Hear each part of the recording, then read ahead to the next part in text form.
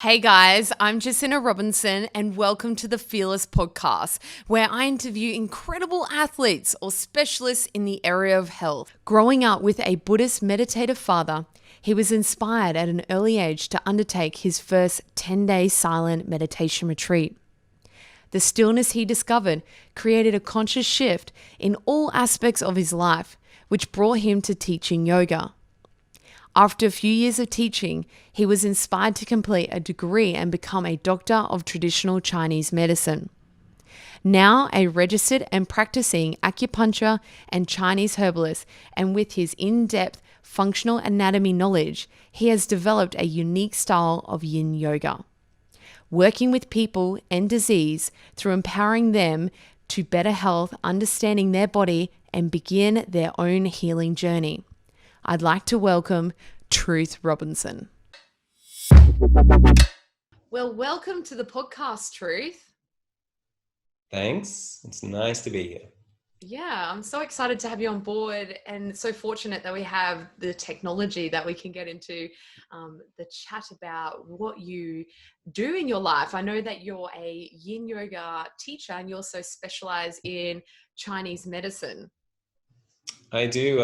It's something that I got into after being a yogi for many years and just wanting to take it further, get into the healing. So it took me down that route. And then Yin and Chinese medicine's a perfect mix. So I just gravitated towards that. Yeah. Oh, awesome. So take us back to the beginning. Like, where did yoga start for you and why did you get into it? Where did, so I kind of started when I was 21, actually, and I was living in Brighton over in the UK.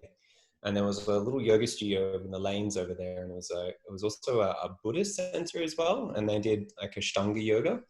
And I got into that because I got into meditation, and I really loved meditation.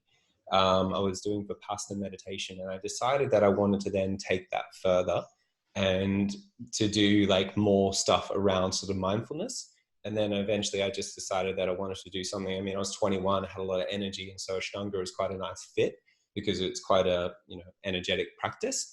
And so I just moved towards Ashtanga just basically to expand my meditation and to sort of deepen the mindfulness practices in my life, which is cool. Yeah. So tell us, for everybody listening, what is Ashtanga? Like, just a general overview. Ashtanga. So in yoga, there's like the Patanjali Sutras, and it talks about the Ashtanga yoga, and that's like the 8 limbs. And so Yeah. Ashta means 8. Excuse me. It's different to that though. So they do incorporate that idea into it, but it's more of a label that's given to a certain system.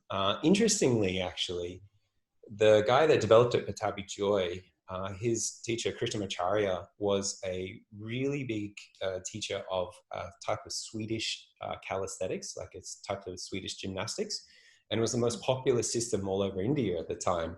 And so then when you look at Ashtanga, you see that actually a lot of what was in that Swedish gymnastics was incorporated into it. So it's interesting to think about how we're coming back and we're practicing this ancient system, but this ancient system, physically, a lot of it actually came from Europe in the first place. And so we're just coming back into that, but then they combined a lot of philosophy, and that is the Ashtanga part, the Ashtanga yoga from the Patanjali Sutras into it. So then it's the physical calisthenics, gymnastics aspect, but then also the philosophy coming in as well on top of that. So it's beautiful practice, very energetic. There's five series, I think it is. I've only done the first 2, I think. That was enough for me. They're pretty intense. You have to have a certain skeleton to make it work.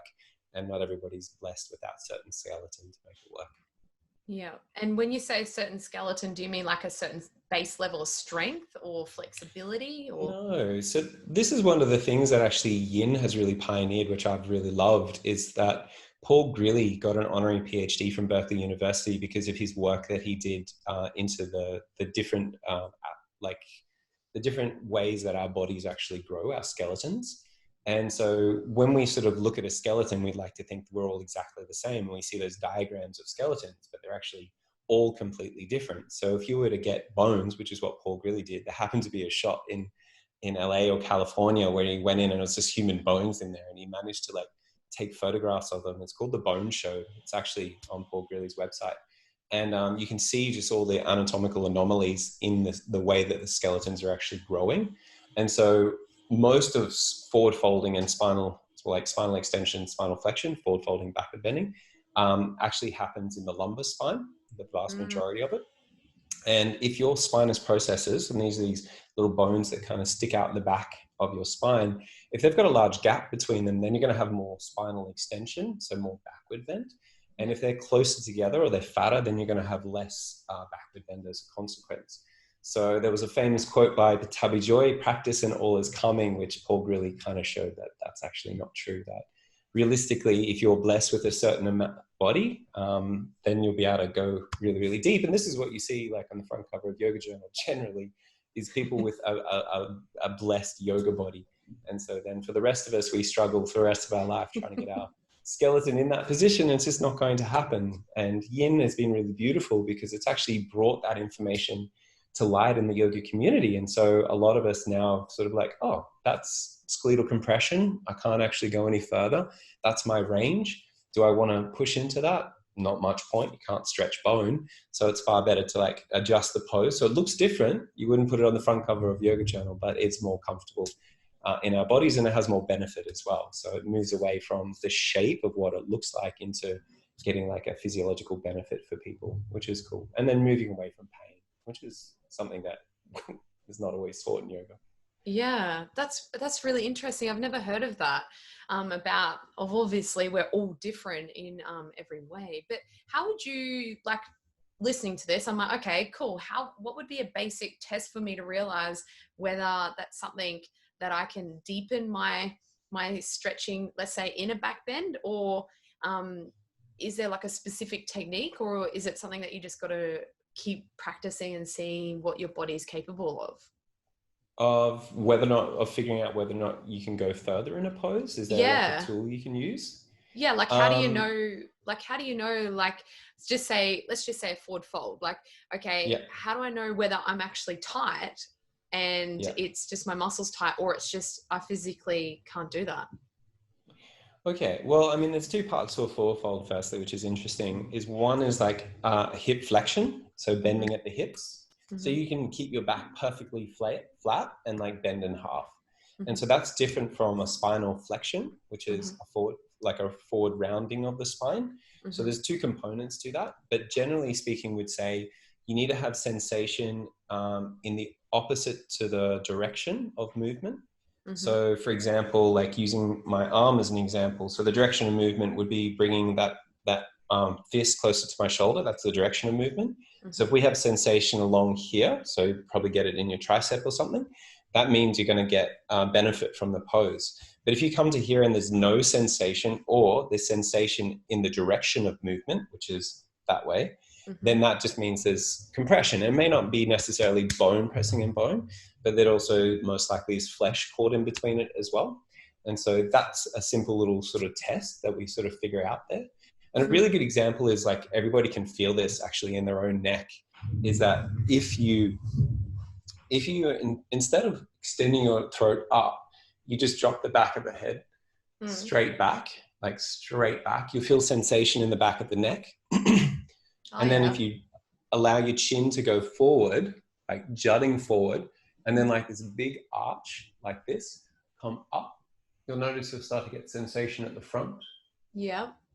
Yeah, and so that means you're getting benefit from the pose, whereas the other one just means you're just pressing bone into bone and collapsing.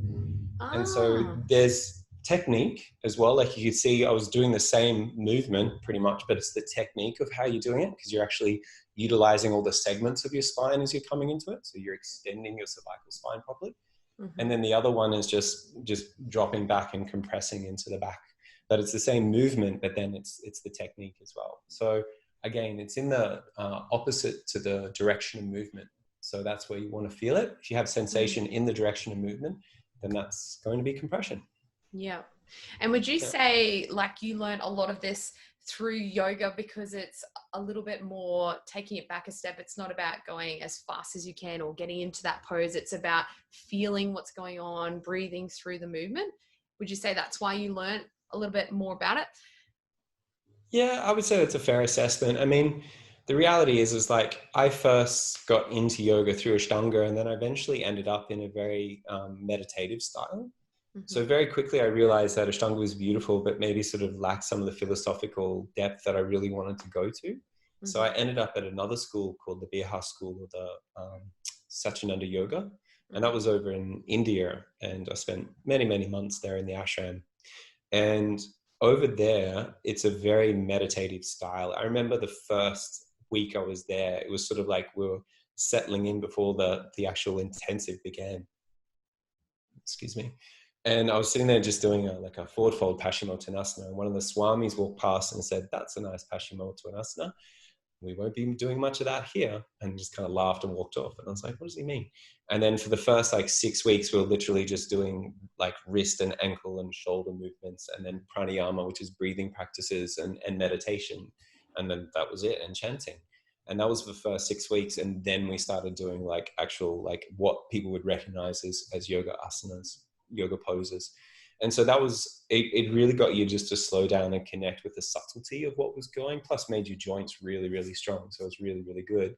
But it just moves you more into that meditative state of mind. And so then coming back into the West, I wanted to teach this, but then not everybody was so excited about, doing these wrist movements for like, 2 hours and then having a shavasana and going home. So what was popular was power yoga. And so then, because I'd done Ashtanga before, I actually never trained in power yoga, but because I'd done Ashtanga for many, many years, I was like, okay, I mean, it's the basic sequence, just kind of adapted a little bit.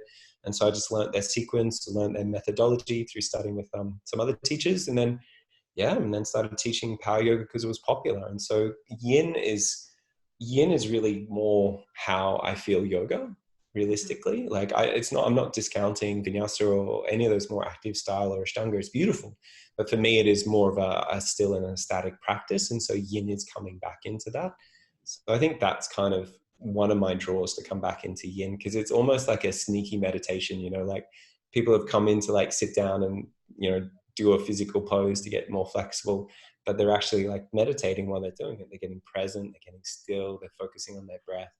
And it's an awesome opportunity to introduce that to people. So yeah, it's And been I cool. feel And I feel like with yin yoga, because like I've got to say, I absolutely love it. I think when you're an athlete and you're going all one way, I think it's really beneficial to have that stillness and what you're saying, being present with your body. And then that way you can experience what's going on where you feel tightness or feel a little bit looser in areas. But for everybody listening, can you explain a basic understanding of what yin is? Because like we all know, like what you just said, like it's where you come to meditate or a relaxation state. But what is it?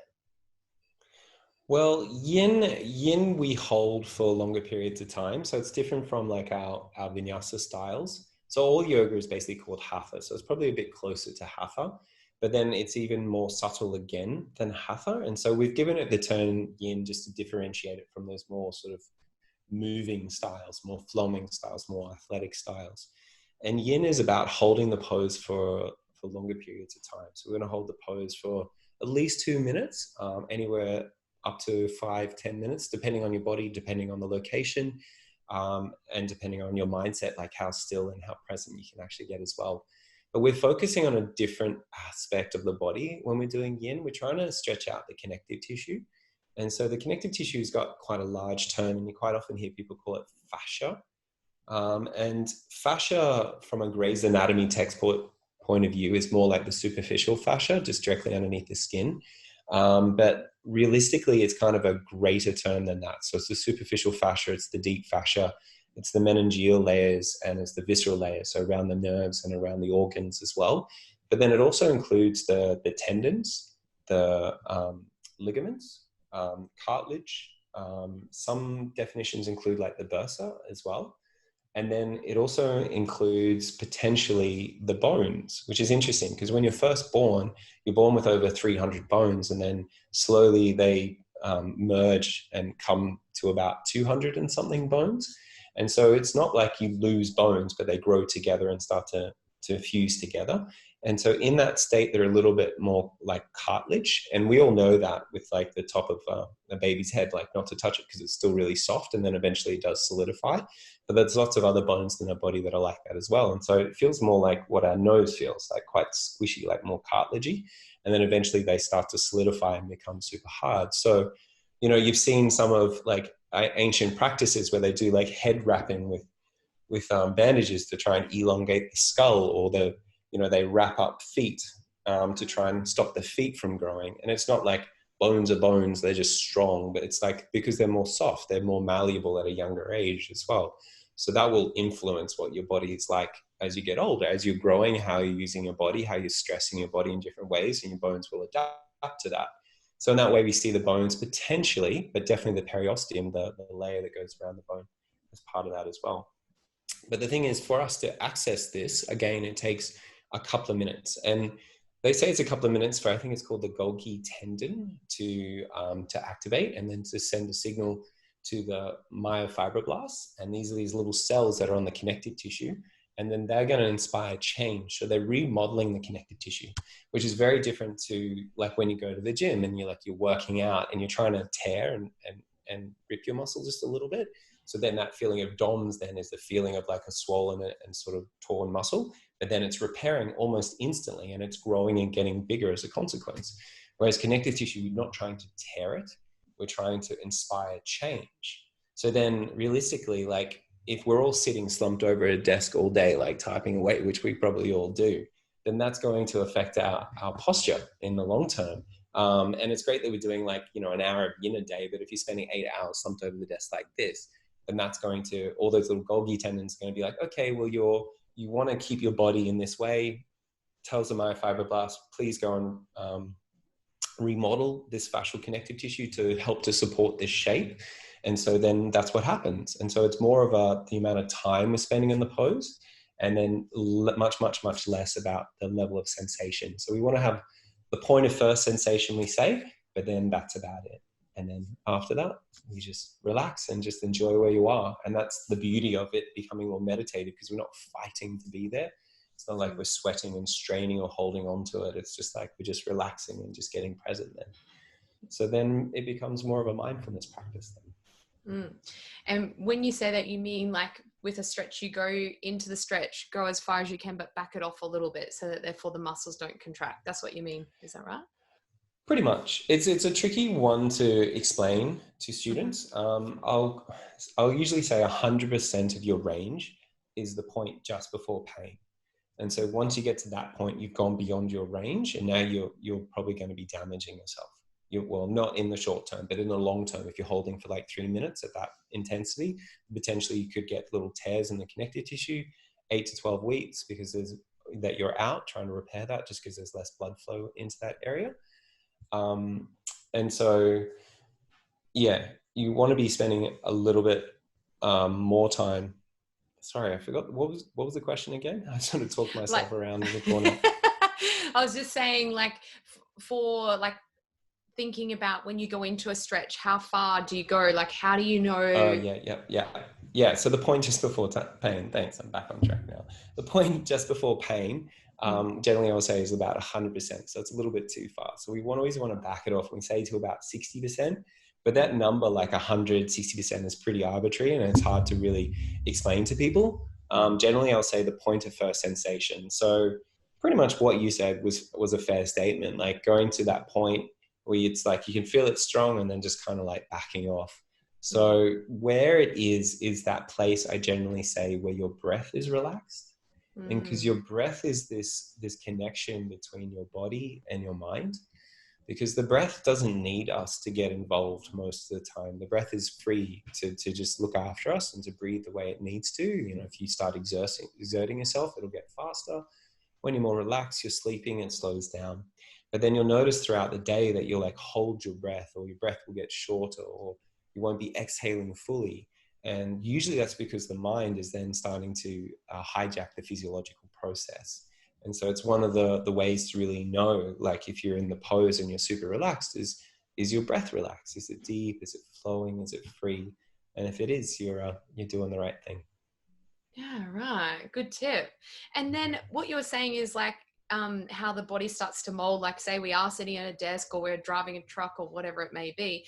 How often should we be trying to, like your explanation was if you do yin for an 1 hour and then I don't know 12 hours or the rest of the day you're in this position, how do we make sure that we don't get stuck in those positions? Because there's nothing worse having tight hip flexors and then all of a sudden getting that low back pain. Like, how do we prevent that with a Well, day-to-day this, life?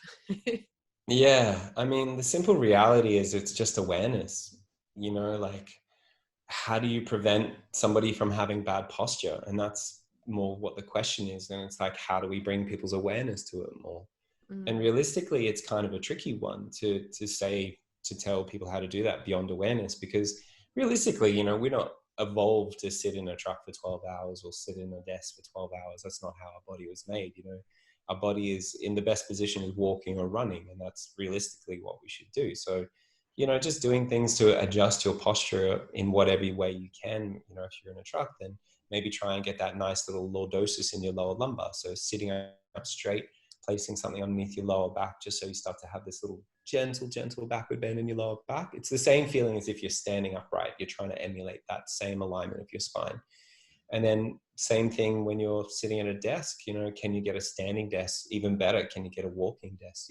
Like it's yeah. But apart from that, it's just presence and awareness, and yeah, bringing your attention to it. And I guess the more people sort of hear it and the more they become aware of it, the more mm, they can become aware of the fact that what they're doing really has an impact, more than just sitting at a desk and typing. Like you're actually restructuring your body.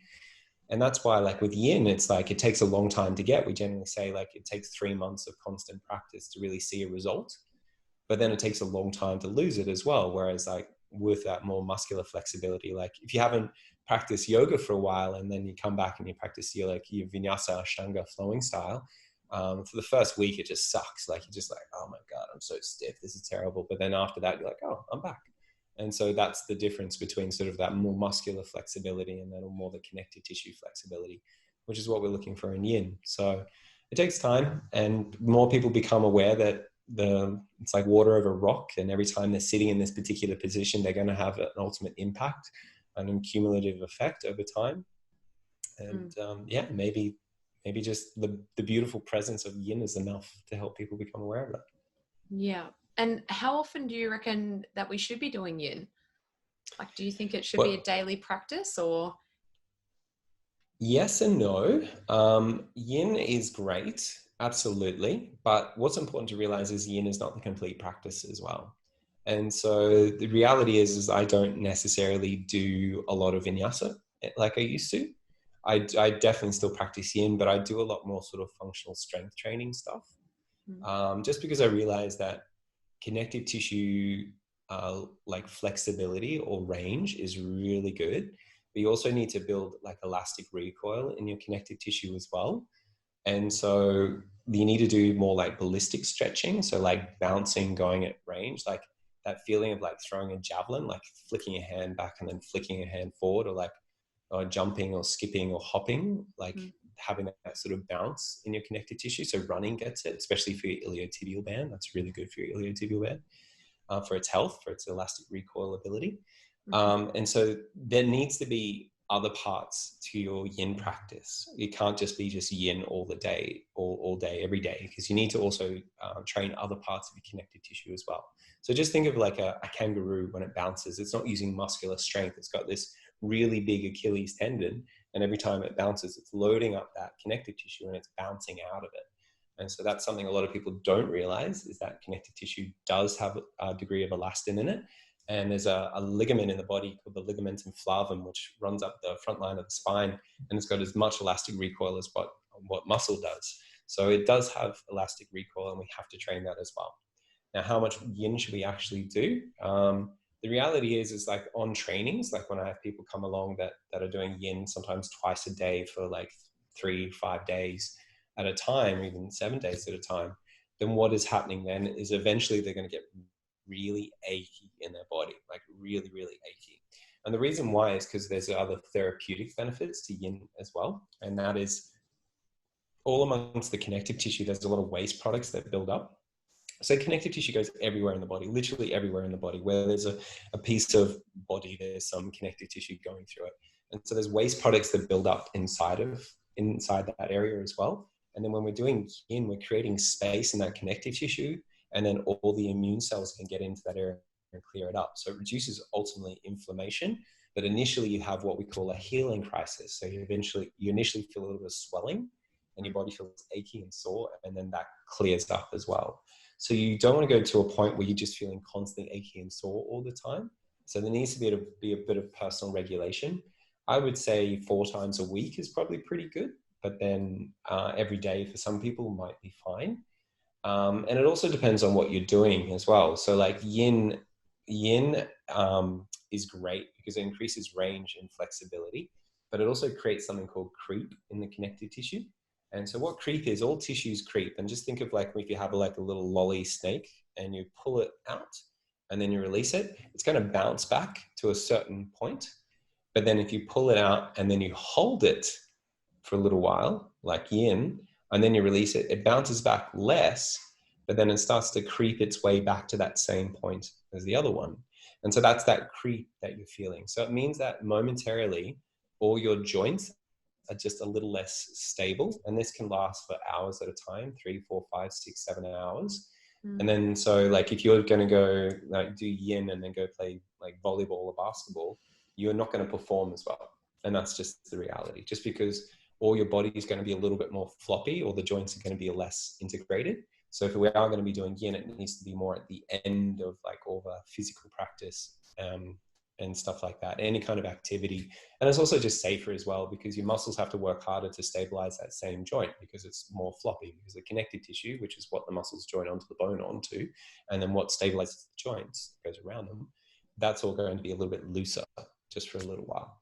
So it's completely safe. It's just understanding that there is going to be an ultimate effect to your action, basically, and just to work with your body. And that would explain why there's that where they say stretching at the end of an exercise is more beneficial than at the start, because a lot of people are like, oh, I've got to stretch before, and you're like, no, dynamic. But that would be where it comes into play, the more technical side of it. Absolutely. Yeah. And I saw a study, there was a little bit of a Facebook debate that happened a little while ago where a PT put up this study saying how stretching is actively shown to reduce performance.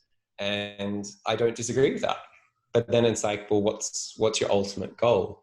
And if your ultimate goal is to perform better, but then over a lifetime of performing better, you're now getting extremely tight in all your joints. And then tightness creates compression. Compression creates swelling. Swelling causes pain. So ultimately, you're going to move more towards compression, tightness, and swelling. We call it hydrostatic pressure.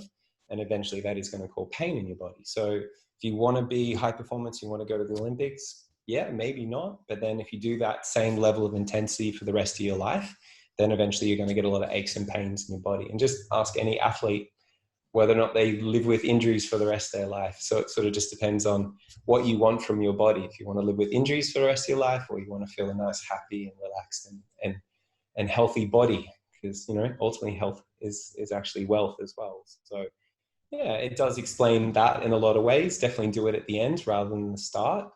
Short little stretches, I don't think is a bad thing, just to get a little bit of mobility. I definitely would advocate more like light ballistic stretching. So like, just going to range, like, twisting actively from side to side at the start, or even just doing some more like active range stretching as well, just to get some more like stability of those joints, and then do your activity. Yeah, I think it helps to open it up, give you more range for when you're going straight into it, and it gets the muscles firing in that direction as well, getting it all ready. So I think that is super important. Yeah. So tell me, like, who do you recommend does yin? Like, when you meet people, is there a certain type of people that you're like, oh my gosh, you work out heaps, you need to do yin? Or is there people that you see like doing yoga that you're like, oh, they look like they don't really need to stretch out that? Like, is there a specific person that you would recommend yin for? I would recommend yin for everybody. There is a caveat to that.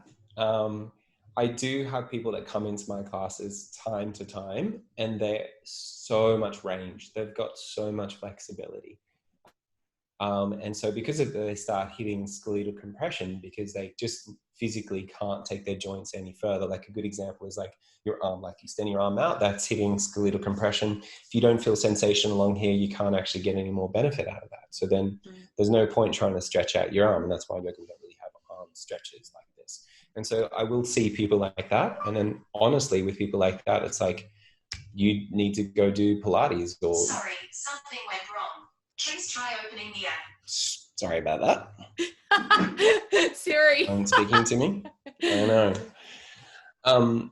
What was I saying? Yeah, so you'll have people that have just incredible ranges and they just don't need to do yin. They need to stabilize. So they need to be doing things like Pilates or functional strength training or active range conditioning or something like that. A bit more like stabilization of the joint and actually reducing some of the range. Because it's not that functional to have that much range, you know, but it's more functional to have range plus, you know, strength as well. And so the two of them together, and if you had to pick one, I'd probably say you need strength more than mobility, like to help stabilize joints. So yeah, for those people, I would say you don't need any more yin, and realistically, you should probably just go and do something a bit more active. Yeah. But yeah.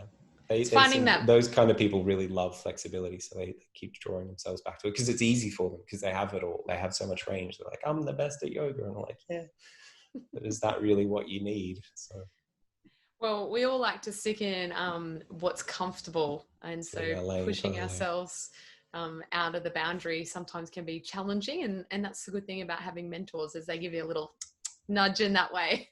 In the right direction, totally. So tell us about, I'd love for you to talk a little bit more about Chinese medicine. So obviously you said you got into yin, and Chinese medicine like is complementing that. It's all about healing. So what specifically got you into becoming a doctor in that area? Very specifically, I'm a doctor of Chinese medicine. So it's one thing that gets confused. People are like, you're a medical doctor. I was like, no, I'm a doctor of Chinese medicine.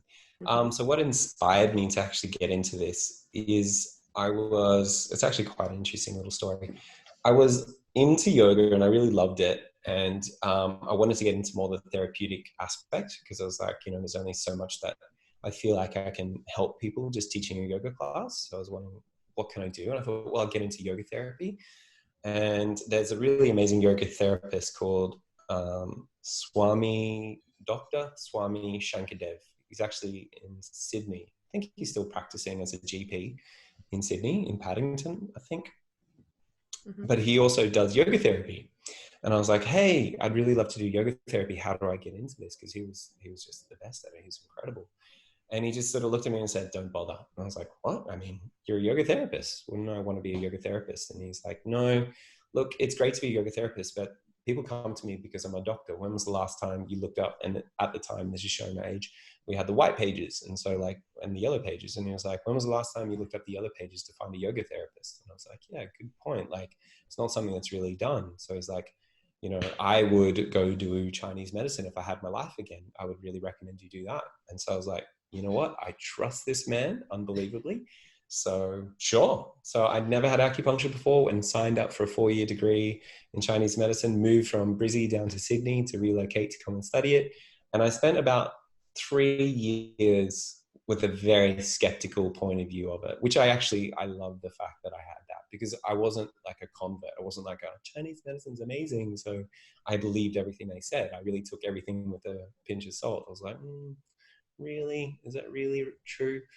And I just have really loved that because it's kept me able to really discern that maybe some things did work and maybe some things didn't work instead of just accepting it all. And since then, I've just, you know, kept doing exactly what this 2,500-year-old text, the Huangdi Neijing, is actually saying, and people keep getting better. And so more and more, I'm having faith with the techniques and the processes and all that kind of stuff. I mean, right now, I'm pretty much a convert by now, but initially it took me a little while to get to that point. But yeah, it's been really an amazing journey because it's a cool medicine. It's a really cool medicine because it's a very preventative medicine. And I'm not somebody that would ever diss Western medicine. I think Western medicine's amazing as well. There's so much that Western medicine can do that Chinese medicine can't do. But like over in China, there's lots of hospitals that are both Chinese medicine hospitals and Western medicine hospitals. And there's ones that are combined as well. And so I had the good fortune to study at the China Japan Friendship Hospital in Beijing, which is both Chinese and Western medicine. So then you could go to like, cancer wards and diabetes wards and all these different wards where you can see the Chinese medicine and the Western medicine working together. And they're the most effective hospitals out of all of them in China, because one of them is really good at building up and really supporting the body. And the other one is really good at removing anything that's toxic from the body, or like killing something in the body, like chemotherapy, or doing little subtleties to replace whatever is missing. So like putting insulin in the body, for an example of a diabetes, whereas Chinese medicine is very good at supporting the organs to function better. And that's why, like a lot of Chinese herbs, they'll say, oh, you shouldn't take them with Western medicine. And the reason why is because quite often they make the liver work better, and the liver helps to break down those medications. And so then because you're increasing the work or the efficacy of your liver, it's now reducing the efficacy of some of the Western medicine drugs, not because it's contradicting with them, but it's just making your body work better and so breaking them down. So in that way, Chinese medicine is really amazing because it works to prevent, to make your body become more harmonious, more in balance, and to work much better. So why do you think that there isn't Chinese medicine in, like, say, Australia? Like, why isn't it more commonly used around the world? Well, I mean, I do understand it. I really do understand the why behind that. It's because the way we diagnose and treat doesn't fit in with the Western control, like the double-blind controlled trials that they run. Just because you can't blind an acupuncturist to know that they're putting a needle in. So with a double-blind, like both the person receiving it and the person giving it needs to not know what's going on. Whereas like you can't not have an acupuncturist know they're putting a needle in, and you can't not have an acupuncturist know they're putting a needle into the right spot or the wrong spot as well. So there's that part. So you can only be single blind. And then we do have like dummy needles. And so they're ones that look like a needle and they have a little casing around it. And when you tap it, it like makes a little pressure on the skin, and it feels like the needle's going in, but it doesn't actually. But because of that, it's tricky because it's only single blind. So then it already doesn't work with the Western model. And then also a lot of the things we treat have patterns as opposed to a symptom. And so, for example, like somebody that is got a headache, there's not necessarily going to be the same treatment for one person or the other. Whereas within Western medicine, it's like, well, they're feeling pain. How do we reduce pain? Whereas the way we look at it, it's like, well, where does that headache actually come from? Is it a liver pattern? Is it a spleen pattern? Is it going to be more like a heart pattern? Is it going to be more of a gallbladder pattern? So it's more of like, we need a group of signs and symptoms to work together to become a pattern. So then if you're having like a headache trial, then within that trial, you need to find everybody that's actually in the same pattern presentation, and then they can go into that trial as well. So then both the fact that we use patterns, and then because we can only do single blind, means that we can't actually fit into the Western scientific model. And so then because of it, it can't be accepted by the Western scientific model because we can't fit into it. So I'm not frustrated by that. It's just a simple reality. And then also the funding that's behind it is so minimal as well. There's a woman called Helen Langevin in the US, and she has an annual budget of like $170 million, which is quite significant, but it's nothing compared to just one drug company or what they'd spend on just one drug. Yeah. Like it's less than just what they'd spend on one drug. So, but do you think there's just not the funding. Yeah. But do you think that we are sort of rolling more that way? Because I feel like a lot of people are becoming more aware that pharmaceutical isn't going to, it's like a band-aid for you. It's not going to fix your problem. So I feel like in a way we are sort of becoming more aware, and like a lot of people more health conscious and trying to improve their health. And I love the fact that with Chinese medicine, it's trying to work out what's the rooted problem, rather than let's not worry about that. We'll just, mask the pain. So do you feel like it is becoming more of a transition into the Western side without it being like what you were saying, like specifically going in the accepted? Does that make sense? Like, do you feel? Yeah, I mean, it definitely is becoming more accepted. I would definitely agree with that. Like in Australia, we're quite lucky. Other countries are a little bit better. Like even in New Zealand, like there's actually acupuncturists on the public health. And so like, you know, the government will help to support it a little bit. In Australia, we have the opportunity to be regulated by APRA, which is a government body, which is not true of every allied health. And so in that way, that's quite amazing. And also means that my treatments aren't subject to GST, which is cool because they see it as a necessary part of the health system. And that if we didn't have it, it would put more money and strain on Medicare as a consequence. So there's definitely a recognition, even within like the scientific governmental levels of Australia, that there is some benefit there. The why they can't explain, which is tricky for them. And it is all about, like you said, of like people making that shift of how they want to treat themselves. Because I don't think that Western medicine isn't holistic. I think, you know, Western medical doctors do see like, okay, well, you know, why do you have heart diseases? Because you have a bad lifestyle, you know. It's like, but people come into them and like, hey, look, I'm having issues with my heart, I want you to make it better. And they're like, oh, you need to do this and this and this on your lifestyle. So they're trying to do that holistic stuff to really see, okay, well, this is probably more the root cause. But then most people's attitudes is simply just, I need you to give me something so I can keep living the exact same life I've been living before. And so then that's one of the things with Chinese medicine that I really try and convey to people. It's like, I can help you, but if you keep making yourself worse, then you're not going to get better. And the example I've used is like, imagine you break your arm and then you go to the hospital and they set it and they put it back and it heals. And then you go and break it again. You wouldn't go back to the hospital and be like, my arm's still broken. I was like, well, yeah, we fixed it. And then you broke it again. And so like, it's the same for Chinese medicine as for Western medicine. It's like, I can help you. But then if you don't make that personal shift in your lifestyle to realize that where you are now in your state of health and ultimate disease or disharmony in your body is somewhere most likely that you've taken yourself, whether it's physically or emotionally as well.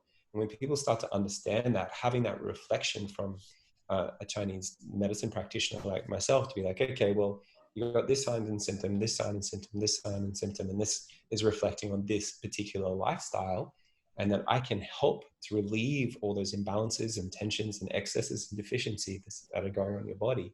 But then if you still create them, then you're just going to keep coming back as well. So it's a bit of a, like, it's a huge shift in consciousness that we have to make as well. And people are, like you said, and people totally are. And I feel really lucky because I feel like it's much more broadly accepted, Chinese medicine, than it was when I was growing up. You know, like it's something I didn't really hear about that much.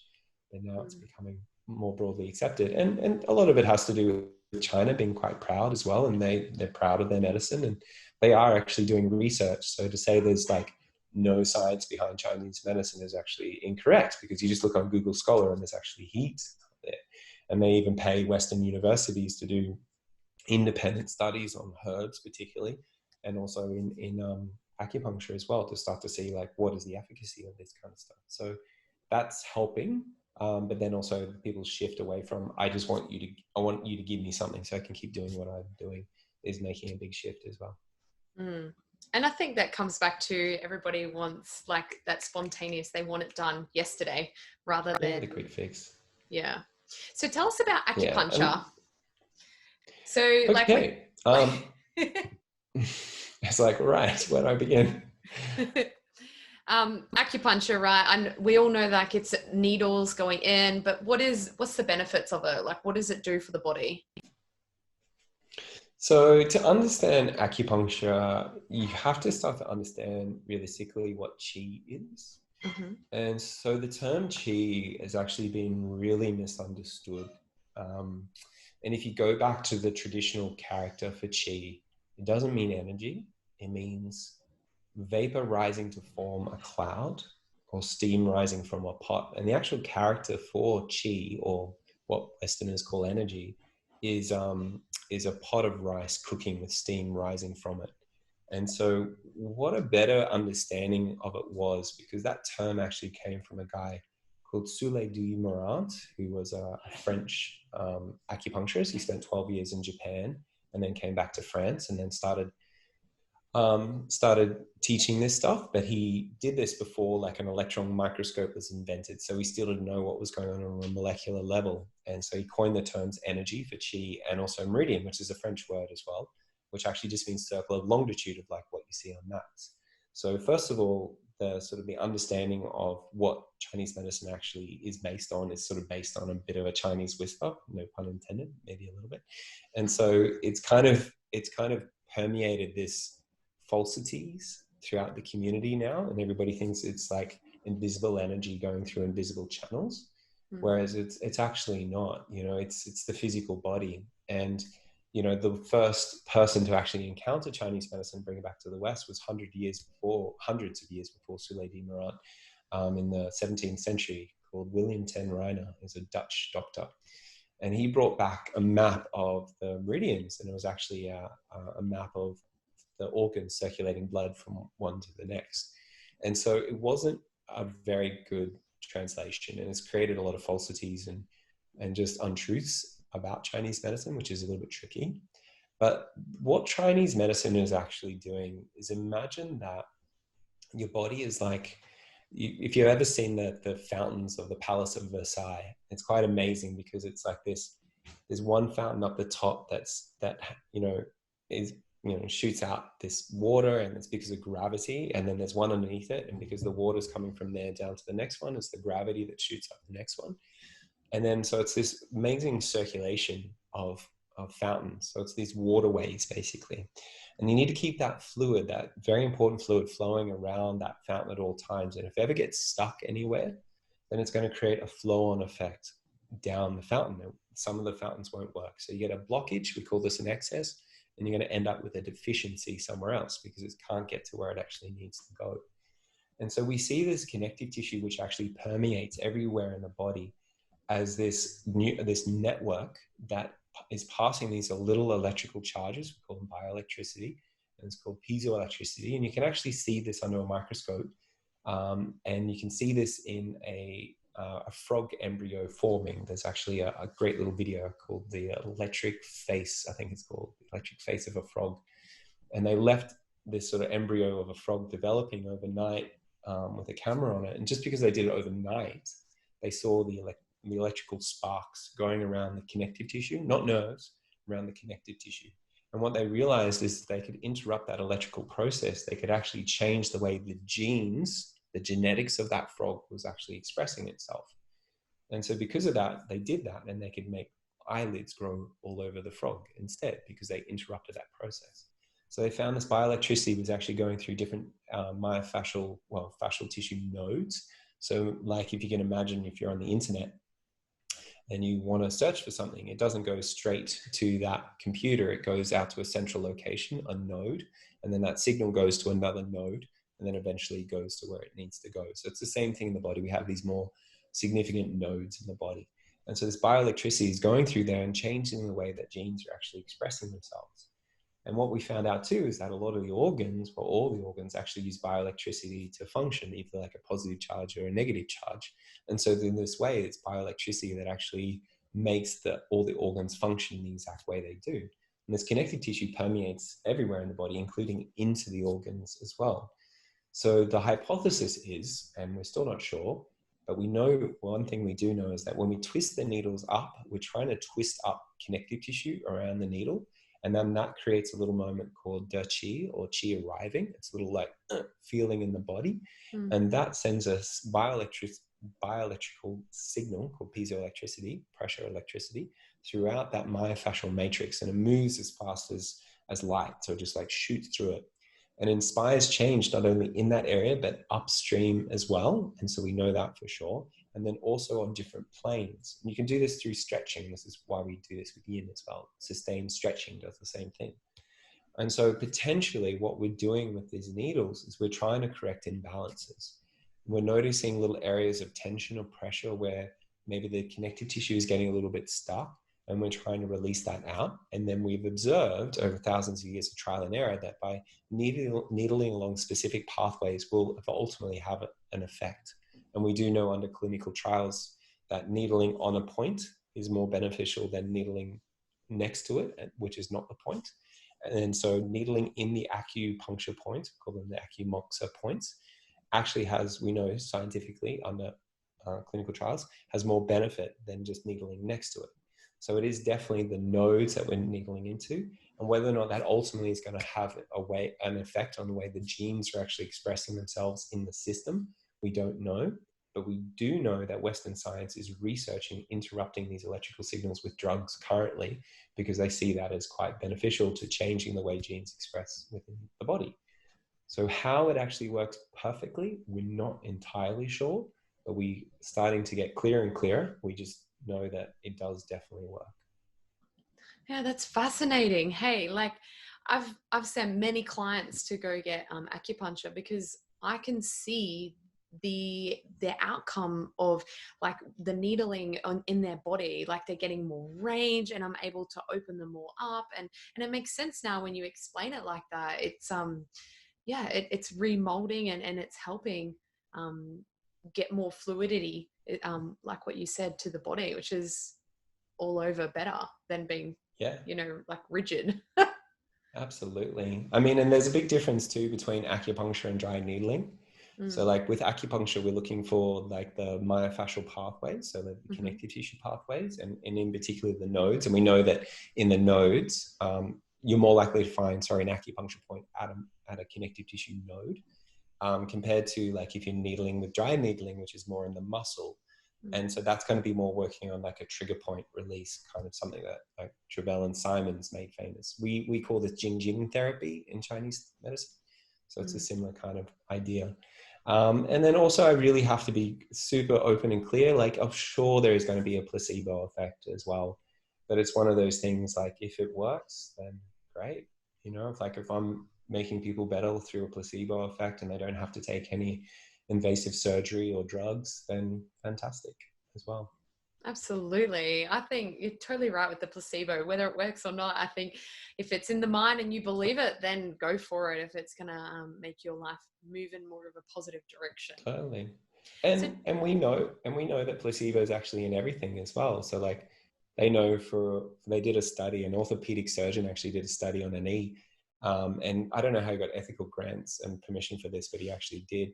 But what he did is he got two groups of patients who both needed arthroscopic knee surgery. And in one of them, he gave the arthroscopic knee surgery. And the other one, he just did the incision and gave him a little stitch. And the people that recovered much faster were the people that didn't get the surgery. And so what that shows is that probably the surgery was doing more damage, and what the healing benefit was the mental emotional placebo effect that was having the benefit.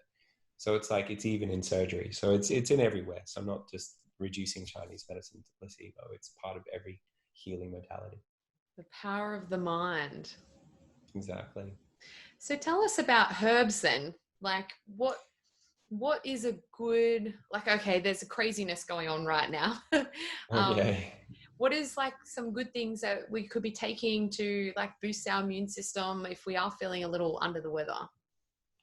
Well, it's a tricky one to really give a general prescription to everybody.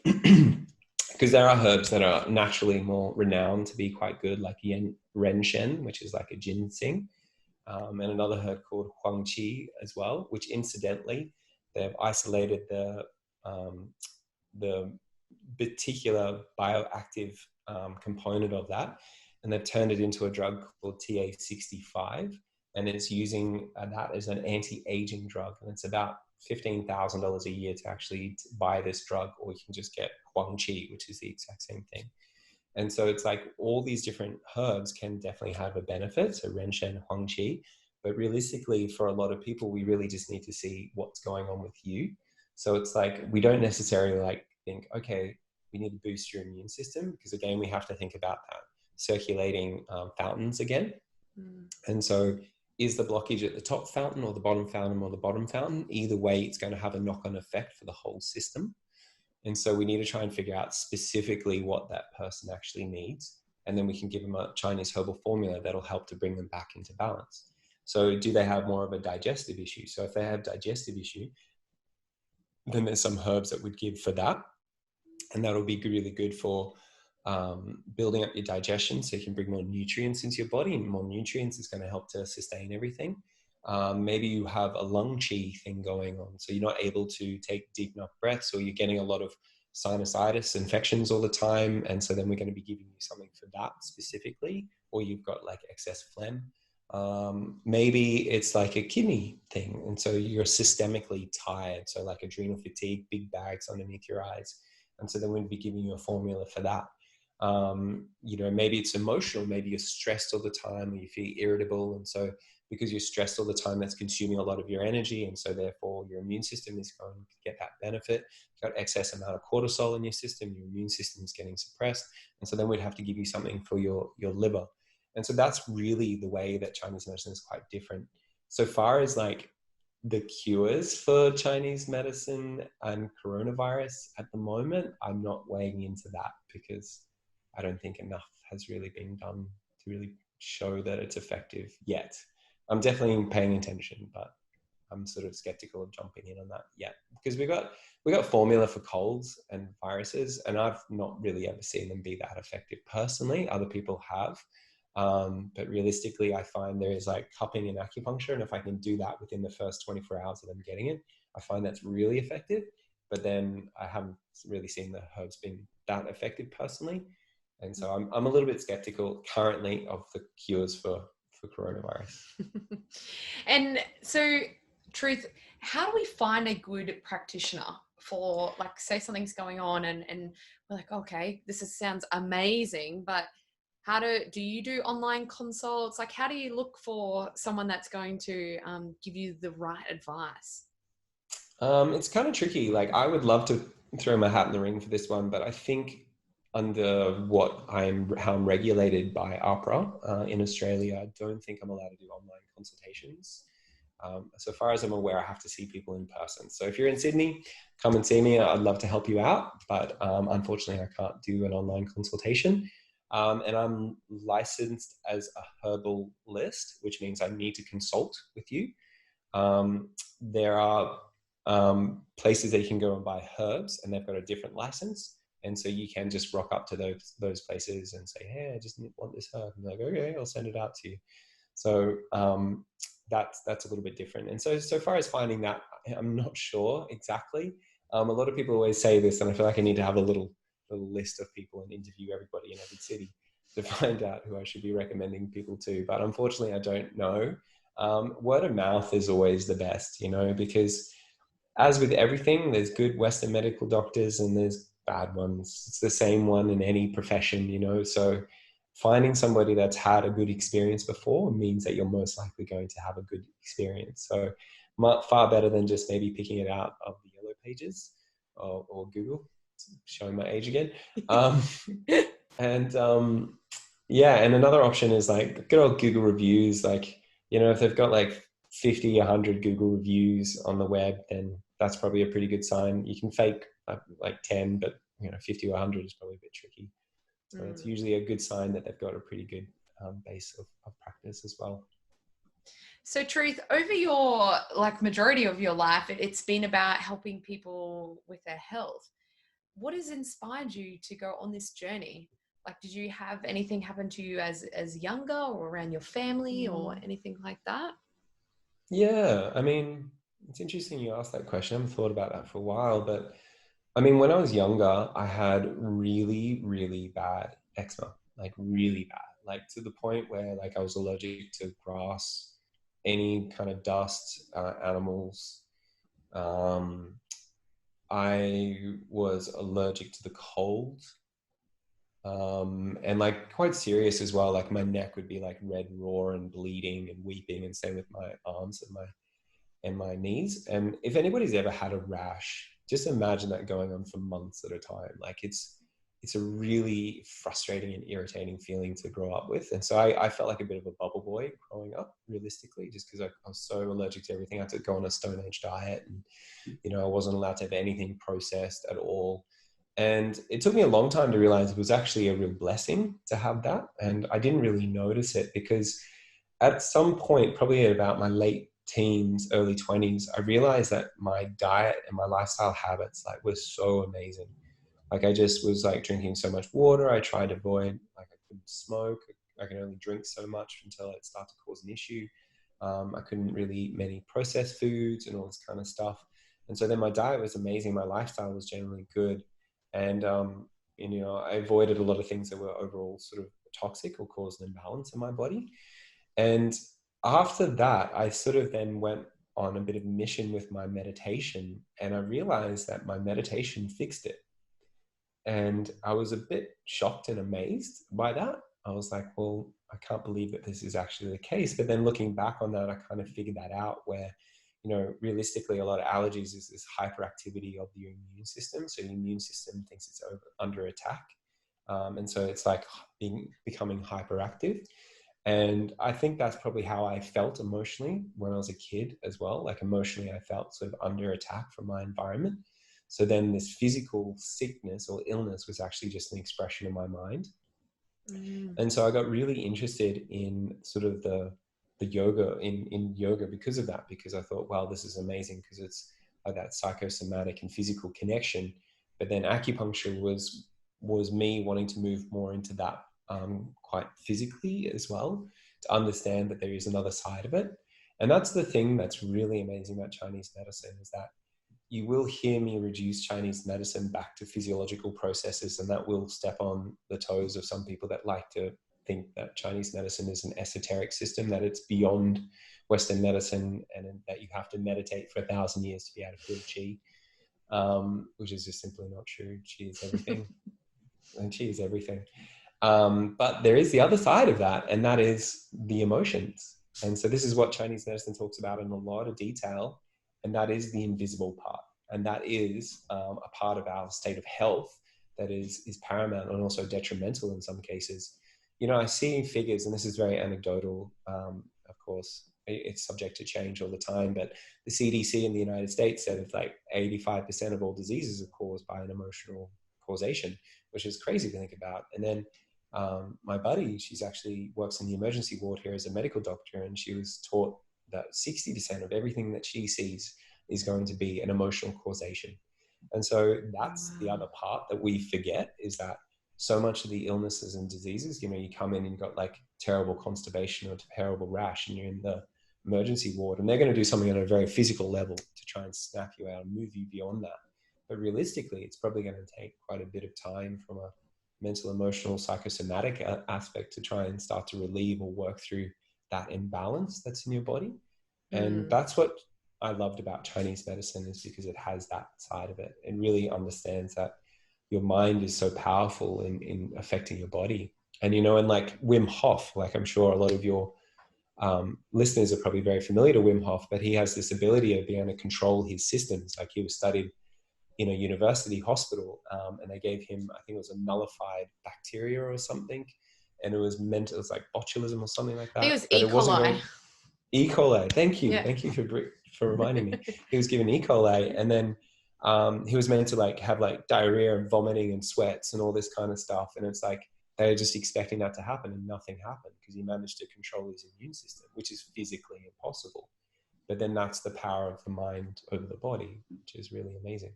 And that's what Chinese medicine are working with. I love his teaching, because he really explains like it's to do with the breath, and then the breath helps you to become really centered and then in control of everything. And it's, yeah, he is amazing how he controls the breathing and his temperatures, and I think it's insane. He's a really cool guy. But the thing is, like, this is all yoga, and I'm not sure if he talks about that, but like, this is just pranayama. And I said this at the top of our talk. It's like the breath is the connection between the physical body and the mind. And so we can see what's actually going. So we can control the breath. We can reverse engineer this. And this is what the yogis have been teaching for millennia, like the exact same thing. It's like that breath is that connection to the infinite. And that's why they call it prana, because prana just means breathing forth. The other word for prana is the breath of the cosmic Purusha. So it's like this part of like the infinite that is like imbibed within us, but is contained within our breath almost. So yeah, it's cool. I love the fact that he's made it popular. I really do. It's really cool. And he's attracted people that wouldn't ordinarily got interested in yoga and pranayama. He's like really brought that out to them, and it's just awesome. It's really awesome, actually. Like Mm. everybody's like, you see like, you know, people you don't expect, like, you know, big, like bulky tradies and stuff. And it was just like, you know, totally wouldn't engage in that, like yoga, like not like airy fairy yoga. And they come out of those things and it's like, oh man, what he did with the breath was amazing. I was like, yeah, that's pranayama. So it's really cool that he's like penetrated that level of society. So we're just it's all contributing towards waking us up. So it's Yeah. awesome. Do you see a lot of that in males? Like is it an ego thing? Like why they don't want to get into practicing yoga and slowing down a little bit and becoming more connected with themselves? Is that an ego thing, or do you think I that's think it's just a cultural thing. I just think it's a cultural, like ultimately, yeah, it's going to be an ego because the culture permeates our ego. But I think it's just cultural. Like I don't in any way sort of think that people that aren't interested is like have an issue with their ego. They're just a product of their culture, you know. Like you look at India and you look at the men walking down the street and they all hold hands, and it's not homosexual, it's not gay, it's not its intention, it's just affection, and they're just happy to do that there. So it's just the way that we've sort of been sculptured within society. It's the same reason why generally men don't wear pink, you know, because culturally it's not what you do. And then yoga culturally has been more for women, and so that's just sort of the way it is, you know. And that's fine. It's totally just the way it is. It's changing though, like power yoga and the more physical style. Like I work for Power Living in Sydney, and like its founder Duncan Peake is like, he used to be in the military, like, and so and played rugby league and stuff. You know, like he's a big burly muscly bloke, and he practices incredibly. Like he's got an amazing practice, and because of that he was able to bridge the gap so effectively with that community. And you know, he was doing yoga with the Manly Seagulls here because he had the way in, like he was one of their own. Do you know what I mean? So he normalized it a little bit more. So it's just a shift in culture that needs to happen. And if more men like that see that men like that do it, they're like, oh well, this is something men like me do, I'm going to go do it. And it's just gonna, like Wim Hof, like what Wim Hof has done, you know. And now everyone's like, oh, Wim Hof does it, I can do it because I'm like him. So, it becomes acceptable. Totally. It's just cultural. So I'd love to know your thoughts on like hot yoga, because I see this is like it's popped up a lot of places. I don't know whether it's just because I'm seeing it more, like it's come into my mind, or whether it's just a new age thing. But tell us about what your thoughts are about stretching in a heated environment. Well, I mean, to be honest, like the reason in yin we have this theory where you shouldn't do yin when you're hot. And the reason why you shouldn't do yin when you're hot is purely just from an effective point of view, because your muscles become more elastic, and because your muscles are more elastic, it takes more of the stress of the stretch. But then that's a good thing. Like the reason why hot yoga is so popular is because people feel more flexible. And in that way, they probably feel much safer as well. So they naturally just have more range in that heat because more blood flow gets into the muscles. And then because of that, the muscles become more elastic. And so there's that element. And then also because the heat, it adds a layer of intensity as well. So because it's more intense, physically intense, you know, it's just like if you go for a run in the middle of the day, or if you go for a run at dawn in winter, it's like you're going to start to feel the oppression of the heat. That becomes an extra layer of intensity much faster. And so that's the why behind the heat. It's like it makes you feel more flexible. Well, it actually does make you more flexible for that period of time that you're in the heat. And then it then also just layers intensity on top of it. So then your heart has to work harder, so you feel like you're getting more like cardio during it as well. I don't ever diss any style of yoga. Like even Bikram, which it's not a style I've ever been interested in. It's in like 45-degree heat. It's like the proper heat. And I just think it's too hot for me personally. And then that's it. It's just a personal feeling. I just think it's too hot for me. But in that way, I don't think it's not effective for people. And so many people get benefit out of it. And whatever brings people into yoga is amazing.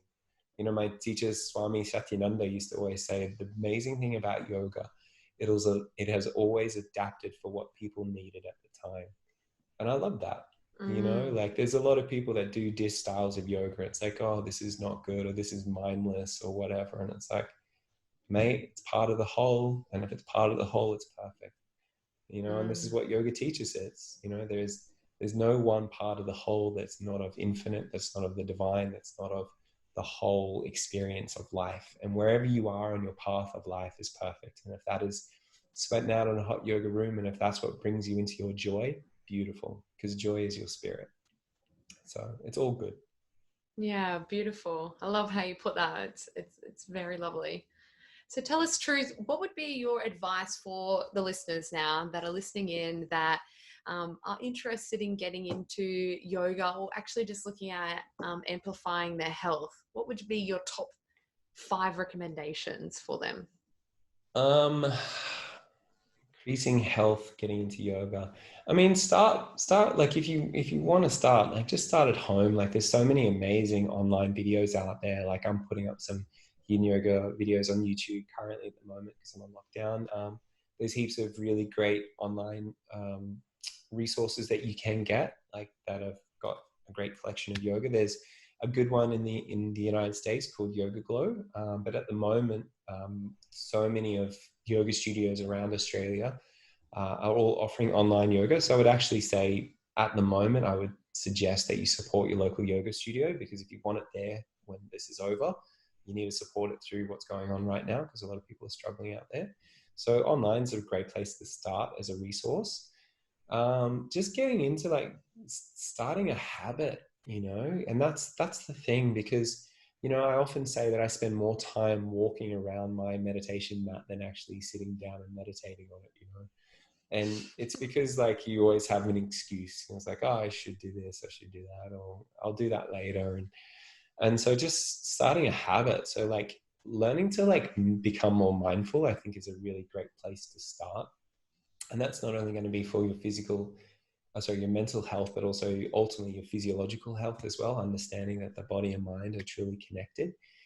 And so starting a habit, so like maybe setting an alarm, make it 11:11 or something. And even if you're at work, you know, you used to go out for a ciggy break, again, to show my age, used to go out for a ciggy break, but this time go out for like a mindfulness break and just walk outside and for 3 minutes, just watch your breath, you know, watch your breath, or just sit on a park bench and like watch the clouds, you know, just have a moment of just being present and bringing more mindfulness and presence back into your life. And honestly, set an alarm for 3 minutes, or set a timer for 3 minutes. And then I bet you'll stay longer. And that's the thing. It's like only make it like 3 or 5 minutes, like a short amount of time, but I bet you'll stay longer. And so it's more about creating that habit more than like, oh, you need to go and do like an hour-long class or an hour meditation or whatever. But if you are interested in getting into meditation, there's heaps of courses. I personally do more of a Buddhist meditation called Vipassana. There are courses all around the world. There's 10 days, which is a lot. I get it.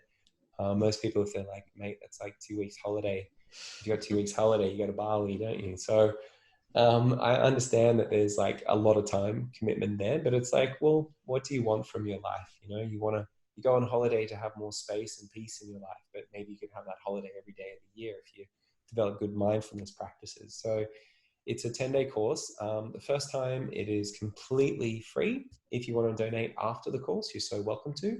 And there's literally hundreds and hundreds of big physical centers built all around the world, purely on people's volition to support this, because the technique is so beautiful and so life-changing.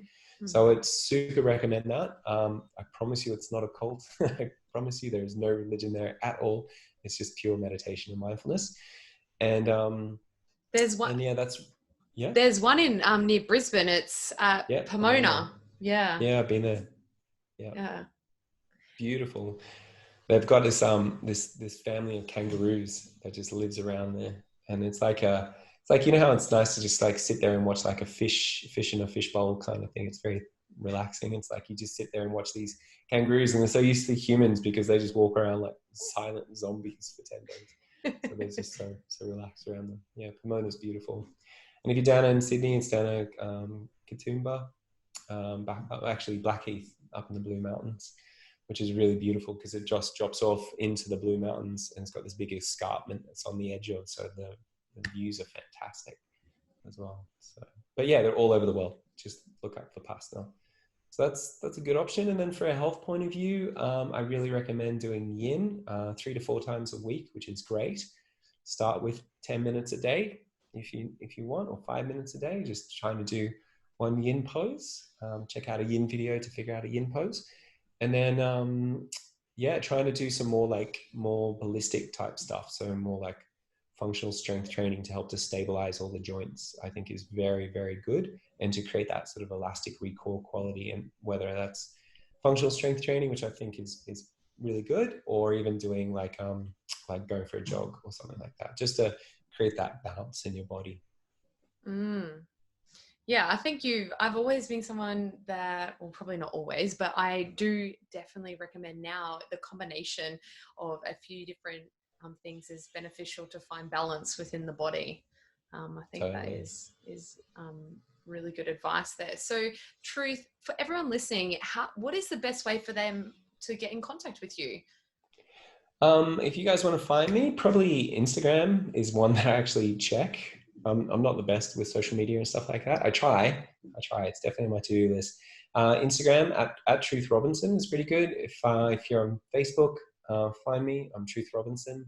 I'm on there as well. On my website, livingyin.com, is a really great resource. There's it's also got links to my podcast as well, also by the same name, Living Yin.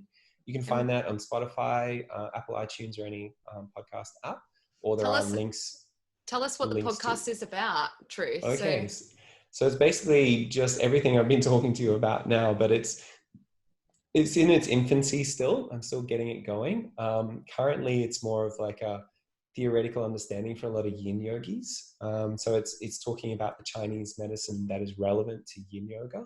And so there's only a few up there. I think there's like 4 or 5 up there in the moment. It's about Qi, about Tao, about Yin and Yang, and about 5 elements. And I'm just working on each of the elements at the moment. So at the moment, it's a really great resource to go deeper into Chinese medicine.